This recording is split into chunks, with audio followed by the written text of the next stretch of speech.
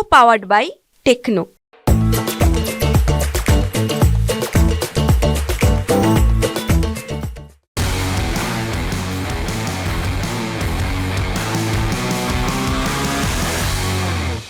प्रशांत sir, मैं आपके पास आता हूं सर। पीएनबी, आप शायद इस पर बात भी कर रहे थे, लेकिन पीएनबी का सर क्यूआईपी इशू बंद हुआ है और जो फ्लोर प्राइस था उससे 5% नीचे पर ही प्राइस तय किया गया, 103.75 रुपये पर।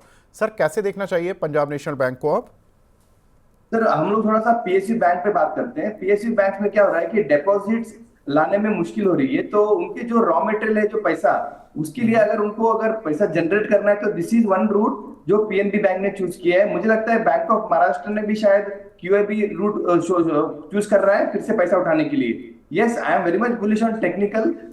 107 108 रुपए के आसपास अभी चल रहा है। मुझे लगता है स्टॉप लॉस ऑफ 99 लेके 115 118 के हिसाब से, टारगेट के हिसाब से ट्रेड करना चाहिए। क्यूआईबी एक तरीका होता है मार्केट से फंड उठाना, और जहां पे बैंकों की रिक्वायरमेंट है कि उनको कैश डिपॉजिट्स चाहिए। अगर उनको लोन्स देना है, आगे बिजनेस मॉडल को संभालना है, तो उनको कैश जनरेशन करना पड़ेगा, और डिपॉजिट्स आजकल नहीं आ रहे हैं। कासा रेशियो पीएसयू बैंक में आप देखो लास्ट 4 क्वार्टर से कासा रेशियो इसका डाउन ट्रेंड चला हुआ है। तो this is one way how to raise the fund, but yes, overall I am very much bullish on the stock.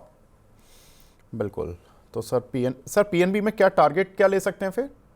तो 115 एंड 118। 115 118, क्योंकि हमने देखा कि क्यूआईपी की खबर के बाद से सर अच्छे खासे मोमेंटम में चल रहा था ये शेयर, और फिर अचानक से गिरा। पहले तो फ्लोर प्राइस तक आया, फिर फ्लोर प्राइस पर भी 5% डिस्काउंट हो गया, तो वो 5% डिस्काउंट भी इसने ऑलमोस्ट प्राइस में रिफ्लेक्ट किया। कल हालांकि रिकवरी आई जब क्यूआईपी बंद हो रहा था, उससे पहले ही। सर दूसरा एक इंपॉर्टेंट डेवलपमेंट हो रहा है पीसीजे पर। हालांकि ये काउंटर ऑफबीट चला गया था, लेकिन अब इस काउंटर पर एक अच्छी रिकवरी है। हमने देखा कि 56-60 रुपये से काउंटर 170 रुपये चलता हुआ गया है। कल इसमें खबर आई है कि सभी बैंकों के साथ इसने वन टाइम सेटलमेंट अब इसका मंजूर हो गया है। जो बैंक थे वो 14 बैंक थे जिनके साथ इसने एक एक करके बात की और सबके साथ सेटलमेंट किया। अब कंसोर्शियम में 14 के 14 बैंक मान चुके हैं कि इसकी जो भी डेट रिलेटेड समस्या थी वो अब दूर हो गई है। सर कैसे देख रहे हैं? कंपनी ने फंड रेजिंग भी की थी 2700 करोड़ की, अपर सर्किट भी चल रहा है। सर देखो, थोड़ा सा हाई रिस्क काउंटर है मेरे लिए।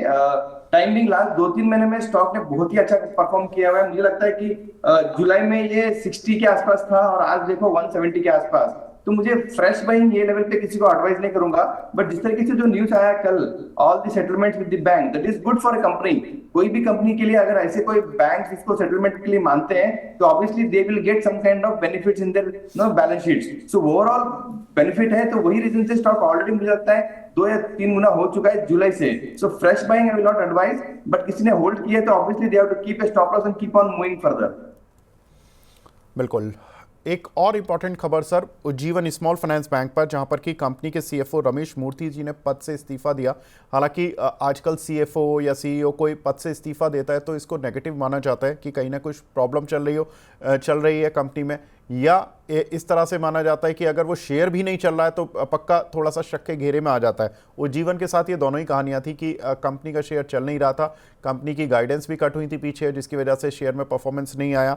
7 अक्टूबर से वो पद छोड़ रहे हैं, तो एक बार तो सुनकर नेगेटिव लगता है, लेकिन इंपॉर्टेंट बात इसमें यह थी कि इनको रमेश मूर्ति जी को नवंबर में रिटायर ही होना था, तो नवंबर से पहले उन्होंने 1 महीने पहले अपना प्री पॉन्ड कर लिया अपना प्लान, और उसके बाद वो रिटायर हो रहे हैं एक तरह से।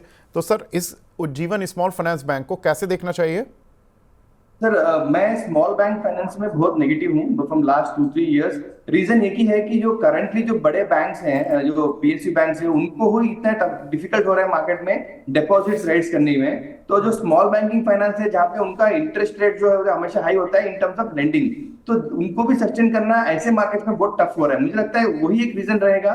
जो प्राइस परफॉर्मेंस देखो, अब लास्ट 3 महीने से stock has come down from 55 to almost 41 rupees today. तो मुझे लगता है कि ट्रेंड नेगेटिव रहेगा।